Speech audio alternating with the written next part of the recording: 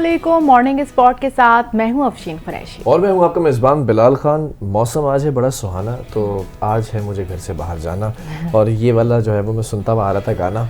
और पहले तो ये बताओ बिलाल, आपकी आंख का क्या हाल है? क्योंकि हाँ। कल जो थेरेपी आपने ली है, कलर थेरेपी, उससे हाँ। आपकी आंख, जिसको डॉक्टर ने सर्जरी का कह दिया था, मतलब इतनी सीवियर कंडीशन थी, बार बार टिश्यू पेपर से आंख को साफ करना, उसका रेडनेस, उसकी स्वेलिंग मैंने खुद देखी थी।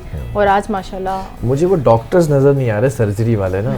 खैर उनको डिस्करेज नहीं करेंगे, लेकिन colour therapy was very good. और उसके बाद फिर मेरी आंख ठीक हो गई, मुझे अब अफशीन प्रॉपर नजर आ रही है। अच्छा, ये जो लाइट इफेक्ट करी थी वो भी अब लाइट मुझे अच्छी लग रही है। Really? वो कहते हैं ना ब्राइट करें इसे, तो ब्राइट फील हो रहा है और अच्छा फील हो रहा है। बहरहाल मौसम बड़ा प्यारा है, क्योंकि आज जब घर से बाहर निकला तो निकलते ही थोड़ा सा अंधेरा फील हुआ।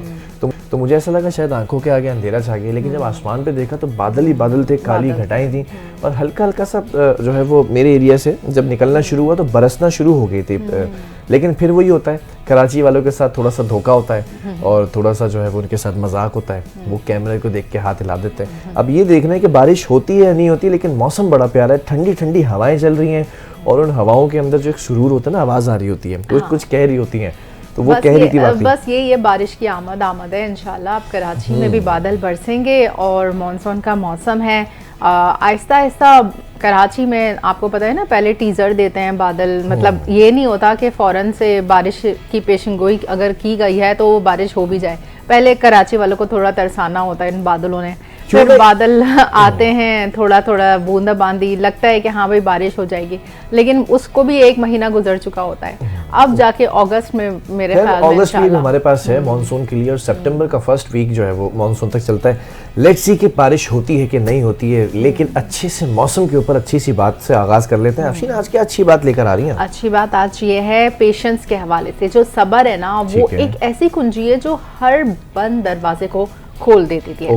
मास्टर की है। बिल्कुल, जिंदगी के सफर में जो मुश्किलात और चैलेंजेस होते हैं ना, उसका सामना हर इंसान को करना ही पड़ता है। लेकिन ऐसे में सबसे बड़ी खूबी सब्र की होती है, जो हमें मुश्किलात के बीच साबित कदमी और हौसला देती है।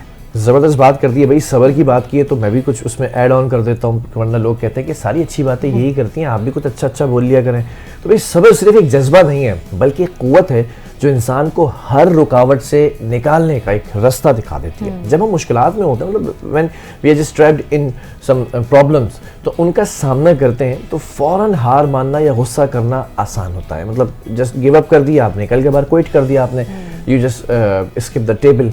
लेकिन जो शख्स सब्र का दामन थामे रखता है और जो सुकून और तहम्मुल से, यानी कि ठंडे दिमाग से हालात का मुकाबला करता है, ये तो वही कामयाब हो मुझे जो है ना हैरत होती है इस चीज़ पर। लोग सुकून और तहम्मुल का कैसे मुजाहरा करते हैं ऐसे वक्त में, जब वो किसी चैलेंजिंग फेज से गुजर रहे हो, जब कोई आजमाइश हो, तो उसमें सब्र करना, मतलब it's not something very practical. ये बोलना आसान है, करना मुश्किल है। ऐसी बात बताऊंगा जो आप लोगों को भी नहीं पता होगी और आई एम श्योर के बहुत सारे लोगों को आज पता चल के हैरानी होगी।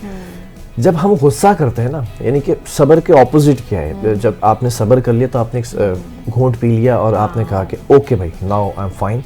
2 स्टेप आपने पीछे किए, इधर उधर माहौल को देखा, फिर आप एक हिकमत अमली बनाते, स्ट्रैटेजी बनाते हैं, and you are up to do that. लेकिन साइंटिफिक स्टडी है जो हमारे इस्लाम में, हमारे दीन में 1400 साल पहले कहा गया था ना कि गुस्सा पी जाना चाहिए, गुस्सा हराम है। क्यों कहा जाता है, इसकी साइंटिफिक स्टडी आज मैं आप लोगों से शेयर करता हूँ। जब आप पूरे दिन में जस्ट 2 मिनट के लिए, हम पूरे दिन की बात नहीं करें 24 घंटे की, जस्ट 2 मिनट के लिए जब आप गुस्सा करते हैं और झुंझलाते हैं, या मैं आपको करके दिखाता हूँ, ये जो आपकी पोजीशन होती है ना 2 मिनट के लिए जस्ट, तो आपके जिस्म के अंदर कोर्टिसोल का जो लेवल होता है वो हाई हो जाता है, शदीद हाई हो जाता है। पहला नुकसान। दूसरी चीज, जो आपका इम्यूनिटी सिस्टम होता है वो अचानक से ब्लॉक हो जाता है। तीसरी चीज, जो आपके जिस्म के अंदर डिफेंड करने के लिए गुड सेल्स और गुड हार्मोन्स होते हैं वो एकदम से छुप जाते हैं कि कोई ट्रॉमा में चले जाते हैं, वो काम नहीं करते और ये पूरा जिस्म स्टक हो जाता है इम्यूनिटी के साथ और कोर्टिसोल हाई होता है। कितने घंटों के लिए होता है आपको पता है? 2 मिनट के लिए आपने गुस्सा किया, ये 7 से 8 घंटे तक आपका पूरा सिस्टम हाईजैक हो जाता है और ये बिल्कुल वाइंड अप हो जाता है, ट्रॉमेटाइज्ड हो जाता है। इसीलिए कहते हैं कि जब आप गुस्सा करते हैं, इवन बहुत सारे लोग तो 1-1 घंटे गुस्सा करते रहते हैं ना, आपने जस्ट 2 मिनट के लिए यानी कि 120 सेकंड्स आपको गुस्सा आ रहा है किसी चीज़ पर ना, कि आपने तोड़ देनी है चीज़, या किसी को आपने मुगल्लज़ात दे देनी है, या कुछ करना है आपने, या ज़रूर आप टेबल के ऊपर हाथ मार दो, तो 7 से 8 घंटे आप दिमागी तौर पर, इम्यूनिटी के तौर पर और गुड सेल्स के तौर पर आप मफलूज हो जाते हैं। अब आप इसको ज़रा मल्टीप्लाई कर लें, 2 मिनट के बजाय आपने 5 मिनट गुस्से में रहे, तो आप पूरा दिन आपका जो है वो ट्रॉमेटाइज हो जाता है। इसीलिए मना किया गया था 1400 साल पहले कि गुस्सा हराम है, गुस्सा पी जाओ। इसका मतलब इससे ये खुलासा, इससे ये कंक्लूजन निकलता है कि गुस्सा सिर्फ आपकी मेंटल हेल्थ नहीं, फिजिकल हेल्थ को भी अफेक्ट करता है। अगर इस्लाम में कोई चीज़ हराम है तो वो कुछ सोच समझ के उसके पीछे लॉजिक्स हैं, तभी उसको मना किया गया है। और वाकई आप खुद देख लें, गुस्सा करने के बाद दूसरे का क्या नुकसान हुआ और आपका क्या नुकसान हुआ। जब आप इसका हासिल हुसूल देखेंगे तो आपको खुद ही पे अफसोस होगा कि मैंने गुस्सा करके अपना ही नुकसान किया, अपना ही दिन बर्बाद किया, अपनी ही मेंटल और फिजिकल हेल्थ के साथ नुकसान किया। बिल्कुल। और जो है वो हमें सोचने का भी मौका मिलता है और हालात को देखने का भी मौका मिलता है। कभी कभी ऐसा होता है प्रॉम्प्टर रुक जाता है, लेकिन वो भी हालात अच्छे होते हैं। खैर, लेकिन जब सोचने का आपको मौका मिले ना कि आपके सब्र करने से क्या हासिल किया, तो आपको ये पता चलेगा मेंटली आप बहुत सुकून में होते हैं। वो 2 मिनट आपने, वो लोग कहते हैं भाई ऐसा नहीं हो सकता, ये चीज़ हम नहीं सही कर सकते, गुस्सा हमें आता है, मौरूसी हमें मिला है, हम गुस्से को कंट्रोल नहीं कर पाते, एकदम ब्लंटली जवाब दे देते हैं। जरा एक दफा प्रैक्टिस करके देखिए, बहुत मुश्किल है, आई मस्ट से बहुत मुश्किल है। अच्छा, सब्र जो है ना, जब हम सब्र करेंगे तो वो हमें इंटरनली स्ट्रॉन्ग बनाता है, हमें जो है ना सब्र सोचने का मौका देता है कि हालात को कैसे बेहतर बनाने का मौका फराहम करता है।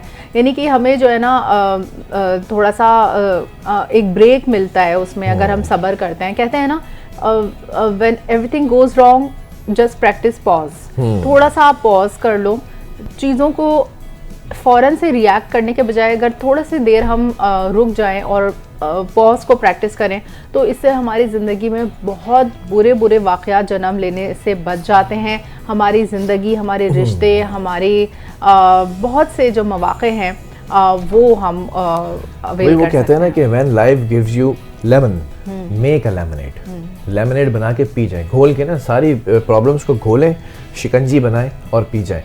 बहरहाल कुछ टॉप स्टोरीज की तरफ भी बढ़ेंगे, ये हो गई आज की अच्छी बात। टॉप स्टोरीज बहुत सारी हैं और कुछ पीटीआई की हवाले से भी बात करेंगे, बड़ा क्रैकडाउन हुआ है। And I told you earlier, like I have been telling you since last years कि ये 9 मई माफ़ी नहीं है। 9 मई जो आपने किया है, जो हो गया है और जो किया गया और जिन्होंने करवाया है, इन सबको पकड़ धकड़ के जो है वो जेलों में डाला जाएगा और वही कुछ हो रहा है। तो इसमें घबराने की जरूरत नहीं है। अब आपने घबराना नहीं है, अब असल मायनों में अब आपने असल में जो घबराने की बात अब आपने अंदर जाना है, इस दिन के लिए बोली गई थी कि अब जो है ना अब नहीं घबराना है। मैं जो तुम्हारे साथ करने वाला हूँ वो तो होगा 1 साल के बाद, लेकिन आपने घबराना नहीं है, अब आपने सीधा अंदर जाना है।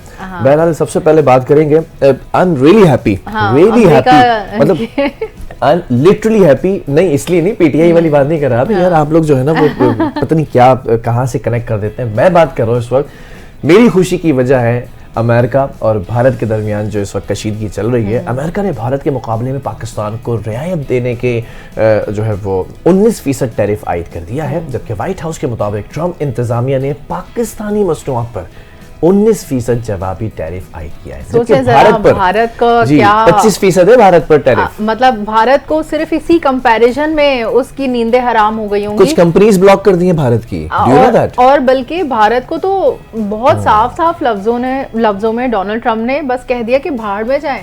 यानी कि इस हद तक कि भारत की इस हद तक कि भारत को जो है ना वो है वैसे है बहुत गुस्सा मोदी से ना। ट्रंप अंकल जो है वो मोदी के साथ इस वक्त बैठने के लिए, बात करने के लिए, टेलीफोनिक राब्ते के लिए तैयार नहीं है। सोर्सेज ये बताते हैं और उसके मुकाबले में अगर पाकिस्तान को प्रेफर कर रहे हैं ना, तो सोचे कि भारत का इस वक्त जल के मारे क्या how can you forget that statement from Trump uncle कि वो he is a great man, general Asim Munir, he is a great man. वो बैठ कर जो मुलाकात हुई थी उसके बाद बहुत सारी चीजें तब्दील हुई हैं। तो हम टैरिफ की बात कर रहे थे, तो जनूबी एशिया के 3 बड़े मुल्कों में से पाकिस्तान को सबसे ज्यादा रियायत दी गई है टैरिफ में। व्हाइट हाउस के मुताबिक जनूबी अफ्रीका पर 30, स्विट्जरलैंड पर 39, तुर्किया पर 15% टैरिफ आयद किया है, जबकि मशरक़ वस्ता में अमेरिका के इंतहाई करीबी इत्तेहादी इसराइल पर भी 15% टैरिफ आयद किया है। तो अमेरिका के जो सदर हैं डोनाल्ड ट्रंप, उनकी जानिब से ये एलामिया जारी हुआ है जिसके मुताबिक जिन मुल्कों पर 10% टैरिफ आयद किया गया है उनमें बरतानिया, ब्राज़ील, फॉकलैंड आइलैंड शामिल हैं। जिन मुल्कों पर 15% टैरिफ आयद किया है उनमें Turkiye, Israel, Afghanistan, Angola, Bolivia, Botswana, Cameroon, Chad, Costa Rica, Ivory Coast, Congo, Ecuador, Guinea, Fiji, Ghana, Guyana, Iceland, Israel, Japan, उर्दन, लिसेफ्तो, Madagascar, Malawi, Mauritius, Mozambique, Namibia, Nauru, New Zealand, Nigeria, शुमाली मकदोनिया, नॉर्वे, पापुआ न्यू गिनी, जनूबी Korea, Trinidad and Tobago, Uganda, Vanuatu, Venezuela, Zambia और Zimbabwe शामिल है। ये तमाम खबर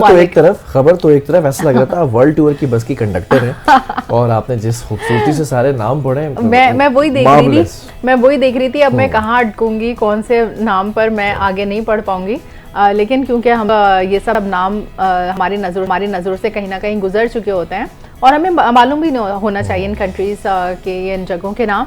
लेकिन ये देखें कि कितनी बड़ी तादाद में ये ममालिक हैं जिन पर अमेरिका का होल्ड, मतलब हर एक को ये कंटेन करते जा रहा है अपने टैरिफ के जरिए। हर रियासत को इसने कंटेन कर लिया है। ठीक है, ज़रा ये अच्छी खबर थी, इट्स अ गुड थिंग। लेकिन अब थोड़ा सा रहीम यार खान का रुख कर लेते हैं, उसके बाद फिर दोबारा वापस पाकिस्तान के ये इन सब जगहों की वही सब कहानी है, वही कार्रवाइयाँ हैं, वही पुलिस हमले और वही डाकुओं का हमला। लेट्स मूव टूवर्ड्स रहीम यार खान, जहाँ पे पुलिस चौकी पर डाकुओं का हमला हुआ था और 5 अहलकार शहीद जबकि 2 जख्मी बताए जा रहे हैं। पुलिस के मुताबिक रहीम यार खान की शेखानी पुलिस चौकी पर डाकुओं की जानिब से जो हमला किया गया, जिसमें से 5 पुलिस एहलकार शहीद और 2 जख्मी बताए जा रहे हैं। और तर्जुमान पुलिस का कहना है फायरिंग के तबादले में एक डाकू मारा गया। पुलिस के मुताबिक शहीद एहलकारों में मोहम्मद इरफान, सलीम, खलील, कांस्टेबल तफील, गजनफर अब्बास शामिल हैं। और तर्जुमान पुलिस का कहना है शहीद होने वाले 2 एहलकारों का ताल्लुक रहीम यार खान जबकि 3 का ताल्लुक भावनगर से। अभी हम अमेरिका की टैरिफ पे बात कर रहे थे तो कितनी कंस्ट्रक्टिव न्यूज़ थी, और यहाँ पर पाकिस्तान के इन शहरों की बात की जाए तो हमें सिर्फ कंस्ट्रक्टिव न्यूज़ से ही मुझे याद आया, आज मैं जब घर से बाहर निकला और अपनी गाड़ी में पेट्रोल डलवाने के लिए जो है वो हम गए तो मुझे बड़ी अच्छी न्यूज़ मिली। अच्छा, and I was really happy after a long time. Petrol की कीमत कम हो गई। जो ज्यादातर होते हैं पेट्रोल पंप पे खड़े होकर खुश होते हैं। हुकूमत ने आइंदा 15 रोज के लिए पेट्रोलियम मसनूआत की नई कीमतों का ऐलान कर दिया। पेट्रोल की कीमत में 7 रुपए 54 पैसे कमी की गई है। पेट्रोल की नई कीमत 264 रुपए 61 पैसे। ये पैसे कम भी होते हैं पेट्रोल पर? हाँ होते हैं, बिल्कुल होते हैं। और नून लीगी हुकूमत में हमने देखा है कि वो एकदम से राइज होता है और उसके बाद एकदम से डाउन होता है, वापस उस जगह पर लाने की कोशिशें की जा रही होती हैं। जबकि डीजल की जो नई कीमत है 285 रुपये 83 पैसे फी लीटर मुकर्रर की गई है। वज़ारत ख़ज़ाना की जानिब से ये जो पेट्रोल और हाई स्पीड डीजल की नई कीमतों का नोटिफिकेशन भी जारी कर दिया गया, इट हैज़ बीन लॉन्च्ड। और उसके अलावा पेट्रोल पर लीवी 77 रुपये 1 पैसे फी लीटर पर करार है, which is a good thing कि भाई हुकूमत ने अगर ये फैसला किया, इंटरनेशनली भी बैरल जो है वो नीचे जा रहा होता है तो उसका रिफ्लेक्शन ऑटोमेटिकली आपकी जो है वो मार्केट प्राइसेस के ऊपर पड़ता है। आवाम को भी इससे मुस्तफीद करना चाहिए। बहुत अच्छा इक़दाम है कि अगर पेट्रोल की कीमत कम हो रही है तो उसको उसका असरात जो है वो आवाम तक के भी पहुँचने चाहिए। आगे बढ़े, आपको बताएं कि रियासत पाकिस्तान ने दहशतगर्दी के खिलाफ जंग में कसीर उलझाती हिकमत अमली अपनाई है। रियासत पाकिस्तान दहशतगर्दी के नासूर को ख़त्म करने के लिए पुरज़म है और दुनिया दहशतगर्दों के खिलाफ हमारी कामयाब कार्रवाइयों की मोतरफ है। वज़ीर आज़म शहबाज शरीफ की ज़ेरे सदारत अहम इजलास। बिल्कुल, इजलास में खिताब में कहा गया कि बहादुर अफवाज के सपूतों का दहशतगर्दी के खिलाफ इस जंग में किरदार काबिल तारीफ़ और काबिल तहसीन है। इजलास में फील्ड मार्शल सैयद आसिम मुनीर, मुशीर कौमी सलामती लेफ्टिनेंट जनरल मोहम्मद आसिम मलिक ने भी शिरकत की है। और ये जो इजलास हुआ है इसमें अफवाज के जो सपूत हैं उनको सराहा गया है you have to have some appreciation after this strategic जो आपकी विन विन सिचुएशन होती है। और दहशतगर्दी एक वाकई नासूर है, इंटरनेशनली भी इसके ऊपर पाकिस्तान हमेशा आवाज़ उठाता रहा है। जब पाकिस्तान की तरफ सारी दुनिया की नज़रें थीं और अमेरिका की जानिब से we have seen that face as well, वो जो डू मोर अमेरिका की तरफ से किया जाता था। अब कितना ज्यादा अमेरिका हमारे लिए जो है ना कभी टैरिफ में कमी कर रहा है, कभी किसी तरह भी मतलब पाकिस्तान का साथ दे रहा है। अब वो दौर नहीं है कि जब डू मोर के लिए पाकिस्तान को ना जिज किया जाता था और पाकिस्तान से बस एक्सपेक्ट किया जाता था। अब ये पाकिस्तान के शाना बशाना चल रहे हैं। और जहाँ तक chairman joint chiefs of staff committee general Sahir Shamshad Mirza की बात करें तो उनकी मिस्री सदर अब्दुल फताह अल सीसी और दीगर आला हुकाम से मुलाकातें हुई हैं, जिसमें सिक्योरिटी, इंसदाद दहशतगर्दी, दिफाई ताउन पर तबादला ख्याल किया गया है। और ISPR के मुताबिक दोनों ममालिक के दरमियान तरबियत, मुश्तरका मशकों और दिफाई इश्तराक के फ़रोग़ देने पर जोर दिया है। ठीक है, ये मुलाकात बड़ी इंपॉर्टेंस रखती है क्योंकि एक तरफ हम अप्रिशिएट कर रहे होते हैं अपने लोगों को, तो दूसरी तरफ इंटरनेशनली भी बताना ज़रूरी है। जनरल साहिर शमशाद ने भी जामिया अज़हर के शेख अहमद तैब से भी जो है वो खुसूसी मुलाकात की है।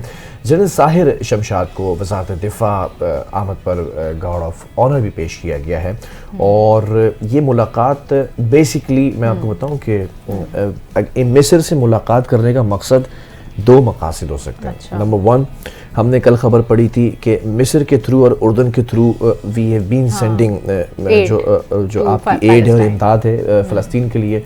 ये मुलाकात मिलिटरीली अगर हो रही है ना, लाइक मिलिट्री पर्सन्स अगर मुलाकात करें, so that's a very interesting and good thing कि अब वो स्ट्रेटजी बना दी गई होगी कि हो सकता है हमारा एक दस्ता जाए, फौजी दस्ता, और वो उस ट्रूप को सिक्योर करें और वो वहां तक लेके पहुंचाएं। ये भी एक ब्रेकिंग न्यूज़ हो सकती है। और अगर ऐसा हो जाए तो ये इमदाद पहुंचना मुमकिन हो जाएगा, बजाय इसके कि वो समंदर के रास्ते बॉटल्स में दालें भर के भेज रहे हैं।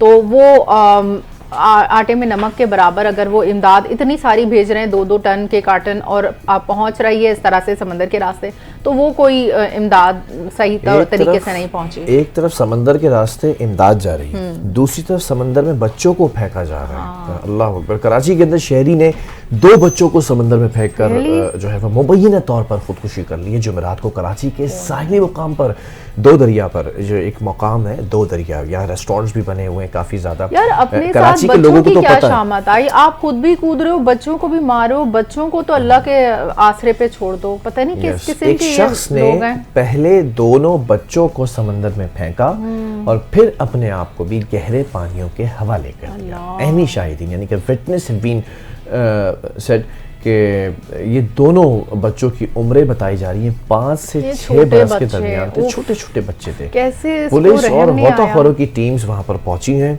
और डूबने वाले जो तीनों लोग थे, 2 बच्चे और वो शख्स, उसकी तलाश शुरू कर दी है, लेकिन कोशिश नाकाम रही। गहरा समंदर है, यू कांट इवन फाइंड बिल्कुल। और एनी शाहिदीन का बताना है कि बच्चों और खुद को समंदर की नजर करने वाला शख्स नशे का आदी मालूम हो रहा था। बिल्कुल, वो अगर इस स्टेट में था ना, फिर तो उसका दिमाग बेकार हो गया। यार नशा आपके दिमाग को सोचने समझने की सलाहियत से बेरावर कर लेता है, और फिर जाहिर है आपको क्या पता आपके आगे बच्चे हैं, कौन है आपकी फैमिली मेंबर्स हैं, आप क्या करने जा रहे हैं। जब आप एक दफ़ा नशा कर लेते हैं, फिर आपकी सोचने समझने की सलाहियत से महरूम हो जाते हैं।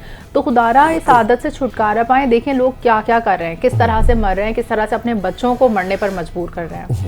खैर ये एक अफसोसनाक खबर है, लेकिन इसके अंदर आप अब कुछ नहीं कर सकते क्योंकि वो समंदर के अंदर चले गई हैं। डेड बॉडीज़ बहुत ही मुश्किल है, बहुत ही मुश्किल है कि वो डेड बॉडीज़ भी रिकवर कर सकें।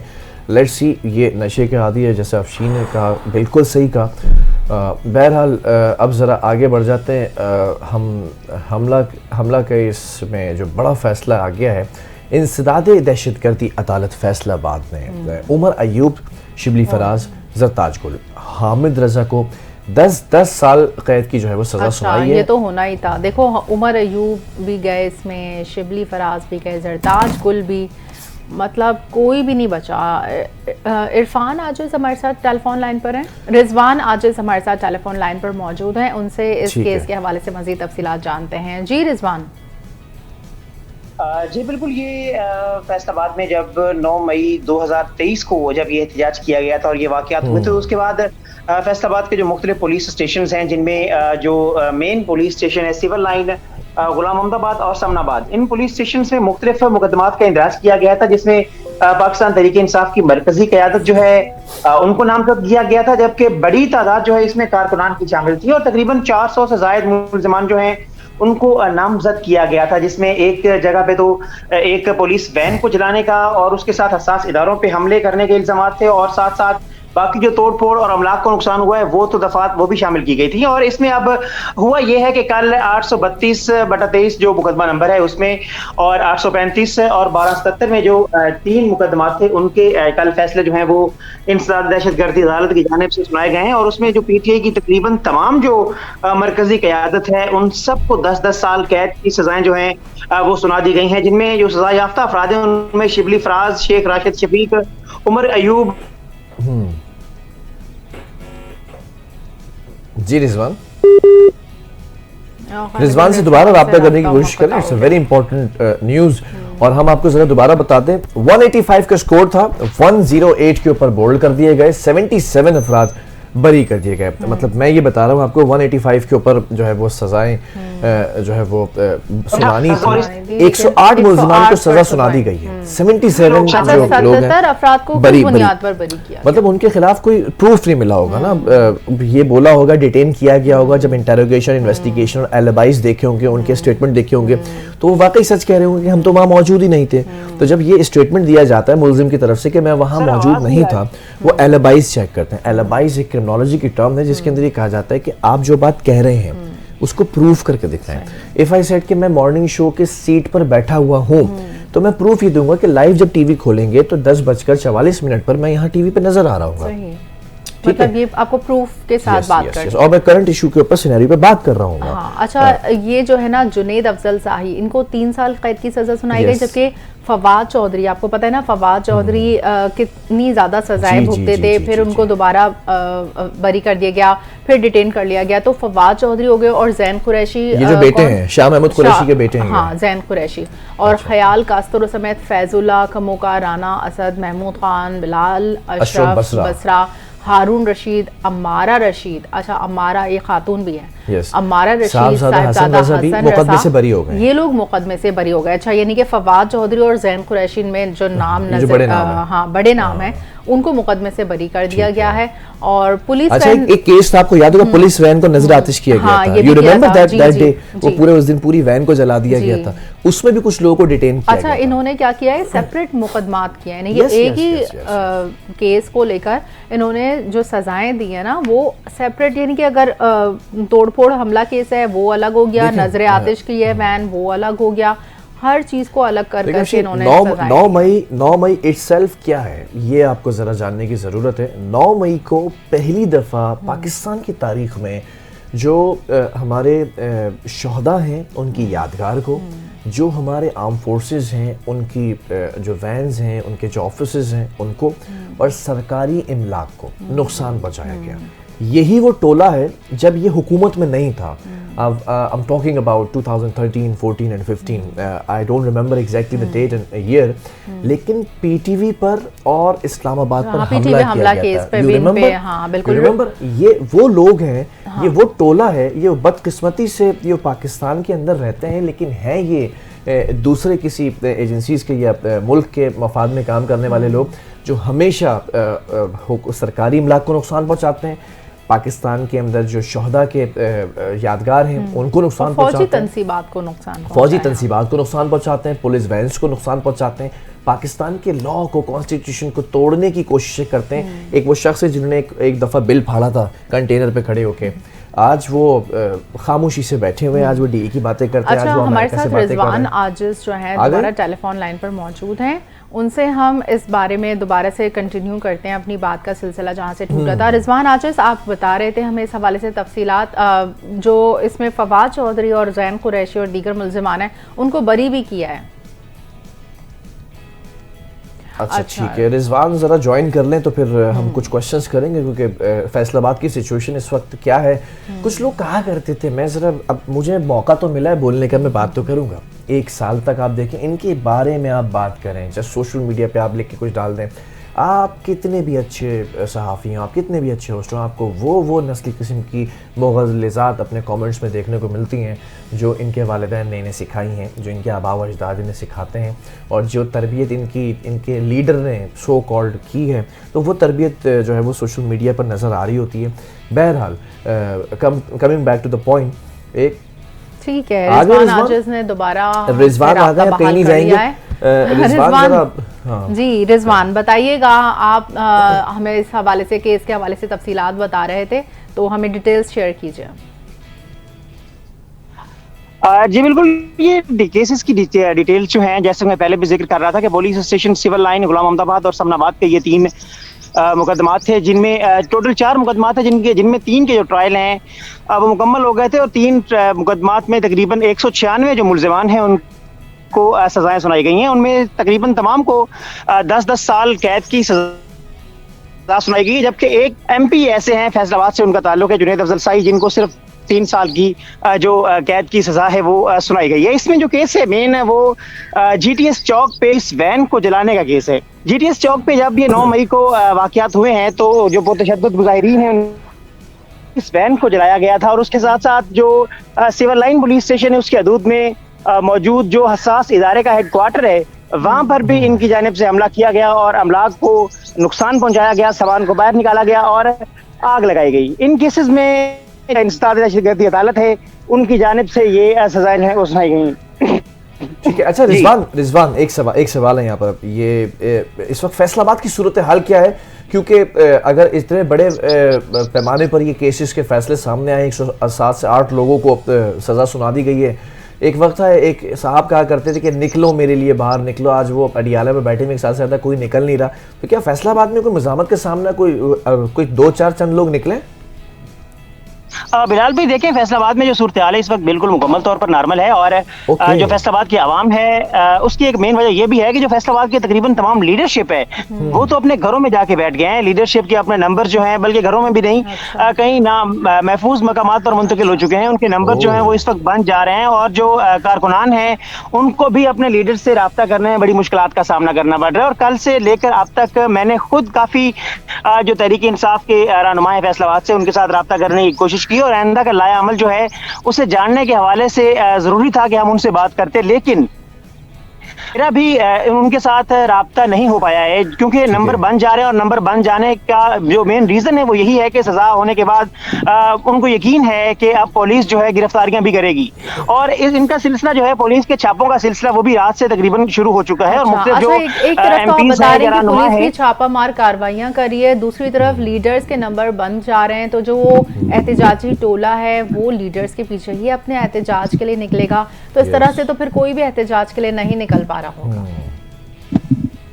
बिल्कुल ऐसा ही है, जब तक लीडर उनके या उनके रहनुमा जो है वो आगे आके लीड नहीं करेंगे तो तब तक कैसे हो सकता है कि जो आम वर्कर हैं वो बाहर निकले। और पहले भी आपने देखा होगा कि ऐसा बारहा हो चुका है कि एहतजाज की कॉल दे दी जाती है और उसके बाद जो पिसता है वो बेचारा आम वर्कर ही होता है। अगर अब आप इन्हीं सजाओं की बात करें तो मेन लीडरशिप जो है वो तो उनको तो सजा दी ही गई है, लेकिन अगर सिर्फ फैसलाबाद की बात करें तो फैसलाबाद के जो 196 जो टोटल सजा याफ्ता लोग हैं उनमें से अक्सरियत जो है वो आम कारकुनान और वर्कर्स की है। फैसलाबाद के जो MPs और MNAs हैं या PTI के रहनुमा हैं उनमें सिर्फ 3 लोग ऐसे शामिल हैं जिनको सजाएं सुनाई गई हैं, जिनमें एक हैदर अली खान है जिनका ताल्लुक NA96 से है, जड़ावाला से, और दूसरे हैं जी क्या नाम है उनका अपना रिजवान। एक सवाल का जवाब दीजिएगा, आप बहुत अच्छी वर्किंग कर रहे हैं पॉलिटिकल उस पे बीट पर फैसलाबाद के अंदर, लॉ इन्फोर्समेंट से बात की आपने, उनका मौक़िफ़ जाना है कि इतनी सख्ती की जा रही है, और ये पहले भी कहा गया था कि 9 मई किसी भी तौर पर माफ़ी नहीं हो सकती है। अब ये 77 यानी कि 77 लोगों को बरी कर दिया गया है, जिसके अंदर सीन के एक तरफ फवाद चौधरी हैं, चौधरी साहब हैं, दूसरी तरफ जैन कुरैशी हैं जो कि शाह महमूद कुरैशी के बेटे हैं, तो इनके खिलाफ कोई सबूत नहीं मिल सका?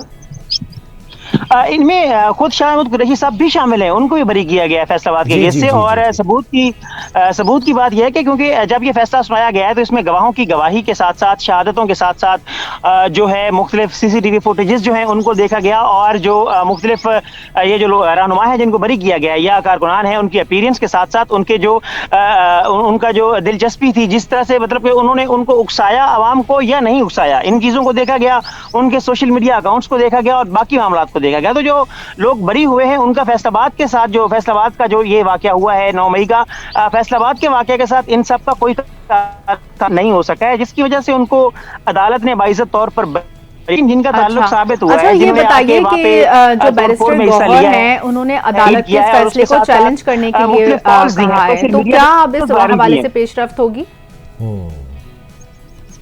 जी मैम, रिजवान राब्ते में नहीं है, हम यहाँ पे इसको वाइंड अप करेंगे और जरा आगे बढ़ते हैं, वक्त कुछ कम रह गया, ब्रेक की तरफ भी जाना है, लेकिन जो होना था वो हो गया। बिल्कुल, अब हम कुछ इंटरेस्टिंग न्यूज़ शेयर करने जा रहे हैं अपने नाजरीन से। वो क्या है? ये पॉलिटिकल बीट से हटकर इतनी सारी हमने आपको करंट अफेयर्स की न्यूज़ बताई, अब कुछ ऐसी इंटरेस्टिंग सी न्यूज़ हम आपको देने जा रहे हैं जो कि आपको नॉलेज भी देगी और आपको इंटरेस्ट भी लगेगा इसमें, क्योंकि दुनिया में कुछ दरियाफ्तें जो है ना, कुछ इनोवेशन ऐसी होती हैं जो सभी को चौंका कर रख देती हैं। ऐसी एक दरियाफ्त ने मुहक्किकीन हैं, जो रिसर्चर्स हैं, उनको हैरत ज़दा कर दिया है। लैटिन अमेरिका के मुल्क क्यूबा के मगरबी साहिल के करीब समंदर की तह में एक ऐसा अनोखा और हैरत अंगेज शहर दरियाफ्त हुआ है जिसने दुनिया भर के साइंसदानों को और कदीम तारीख के शायकीन को चौंका के रख दिया है। और ये दरियाफ्त एक ऐसा राज है जो न सिर्फ इंसानी तारीख के कुछ अहम सवालात को जन्म देता है, बल्कि मुमकिन तौर पर हमारे माजी के बारे में कायम करदा कई नजरियात को भी चैलेंज कर सकता है। बिल्कुल, और इस शहर के बारे में बताते हैं कि ये पूरा असरार शहर तकरीबन 650 मीटर यानी 2000 फीट गहराई में वाक़ है, और अंदाज़ा है कि इसकी उम्र 6000 साल से भी ज़्यादा हो सकती है, जो कि इसे जो है वो अहराम मिस्र से भी कदीम बना देता है। इस शहर को पहली बार 2001 में कैनेडियन मरीन इंजीनियर पॉलिना ने जो है वो और उनके शौहर ने इस वक्त दरियाफ्त किया था जब वो गाना में जो है वो जजीरा नुमा के करीब एक समंदर की गहराइयों में जो 9 आबादियाती दौर के जहाज़ हैं उनकी तलाश में मसरूफ़ थे। तो it has been found at that time. उनकी जदीद सोनार स्कैनर्स ने एक हैरत अंगेज़ मंजर जो है वो पेश किया, जिसमें जो है वो इस तर्ज के जो है वो ऐसे ढांचे सामने आए जो मुकम्मल जियोमेट्रिक तरतीब थे। और अच्छा, जितने भी पुरानी कंस्ट्रक्शन होती है ना, जैसे मिस्र के एहराम हो गए, ये सब जियोमेट्रिक कंस्ट्रक्शन में तरतीब दिया गया है। जैसे कि अभी हमने फुटेज में देखा, सोचे कि वो कितना पुराना शहर होगा कि जिसके ऊपर अब समंदर ने अपनी तह पे तह जमा लिए हैं। या आप फुटेज में देखें 2000 फीट नीचे जाकर, और 6000 साल पुराना, कितनी पुरानी बात होगी। और उसमें भी ज्योमेट्रिक डिजाइन में तरतीब दिया गया, यानी कि वहाँ सड़कें भी हैं, इमारतें भी हैं, एहराम नुमा शक्लें भी हैं, और दायरा नुमा जो ढांचे हैं ना वो भी शामिल हैं, जो किसी मुल्क को जो किसी भी मुकम्मल और मुनज़्ज़म अर्बन सेंटर की अक्कासी करता है। बिल्कुल, अब माहिरीन ये कह रहे हैं कि इस इलाके के सोनार स्कैन्स के मज़ीद जो है वो तज्ज़िये हो गए, और ये इंकशाफ किया है कि ज़ेरे आप ये पथरीले ढांचे सिर्फ कुदरती तश्कीलात नहीं है बल्कि एक बाकायदा तहज़ीब के आसार हैं। पॉलिना ने ये बताया है कि इस शहर को जो है वो एक ज़बरदस्त करार दिया गया है कि मतलब it is a perfect city और it was a perfect city at that time. अब ये देखना है कि तारीख में एक और इनकलाबी मोड़ साबित हो सकती है ये चीज़ या नहीं, इस पर थोड़ी सी वर्किंग चल रही है। लेकिन इनके मुताबिक ये जो ढांचा है 6000 साल पुराना, 6000 ईयर्स। जरा पीछे जाएं, और उसमें भी आप देखो कि ज्योमेट्रिकल डिज़ाइन में ये बनाया है, यानी कि उस वक्त भी कितनी इनोवेशन थी और इंसानी तहजीबें उस वक्त भी मौजूद थी जब दुनिया के दीगर हिस्से अभी इर्तिकाई एवोल्यूशन फेज में थे। और इस शहर की साख्त, इसकी तरतीब और इसकी गहराई ये सवालात पैदा करती है कि क्या ये शहर किसी बड़ी कुदरती आफत के नतीजे में समंदर बुर्द हुआ है? क्या ये वाकई वो गुमशुदा तहजीब है जिसका जिक्र सदियों से अफसानों में होता है? एक बात मैं ये सोचता हूँ, ये सोचने पे मजबूर हो जाते हैं हम कि आज के AI के दौर में हम ज़्यादा टेक्नोलॉजी के लिए एडवांस्ड हैं, या फिर जो पीछे हम इन अक़वाम को देखते हैं, इन शहरों को देखते हैं, ये उस वक्त ज़्यादा एडवांस्ड हैं। ये अभी एक मिस्ट्री क्वेश्चन है। This has to be answer और अगर मिल जाता है इसका जवाब तो ठीक अगर है। ऐसा है तो ये दरियाफ्त सिर्फ एक शहर की नहीं बल्कि एक नए दौर की शुरुआत है, जहां हमें इंसानी माजी के बारे में असर नौ सोचना पड़ेगा। और माहिरीन की टीम अब इस मुकाम पर मजीद तहकीक की तैयारी भी करिए ताकि इस शहर की असल हकीकत और इसके बाशिंदों के बारे में जाना जा सके। आप लोग सोचें जरा इस चीज को कि 6000 साल पुरानी ये जो है वो पूरी एक दरियाफ्त है और 2000 फीट की गहराई में। जरा आप सोचते हैं अभी छोटे से ब्रेक पे जाएंगे, मजीद एक्सकेवेट करना बाकी है, क्योंकि ये जो दरियाफ्त है एक 2000 फीट से नीचे जाके एक एक चीज को करेंगे तो स्कैन अभी, लेकिन अभी ये मुकम्मल नहीं हुई। कह रहे हैं ना कि ये एक ऐसा राज है जिसका अभी आगाज हुआ है और शायद तारीख हमेशा के लिए बदल सके। जब तक आप लोग सोचें, रोजाना इस तरह की कुछ हम न्यूज आपसे शेयर करते हैं ताकि आपका दिमाग चल। सोचते सोचते अब हम वापस आ रहे हैं और छोटे से ब्रेक से जब वापस आएंगे तो हम आपकी जो नफ्सियाती कंडीशन हो चुकी होगी सोचने से कि दिमाग भी तो थोड़ा सा आगे पीछे हो जाता है ना, उसको दुरुस्त करने के लिए हमारे साथ आज माहिर नफ्सियात होंगे। माहिर नफ्सियात हैं, साइकोलॉजिस्ट होंगे, आप उनसे बहुत सारे सवाल पूछ सकेंगे। हम जो सवाल पूछेंगे उसके जरिए से आपको मजीद इंफॉर्मेशन मिल जाएगी। Stay with us.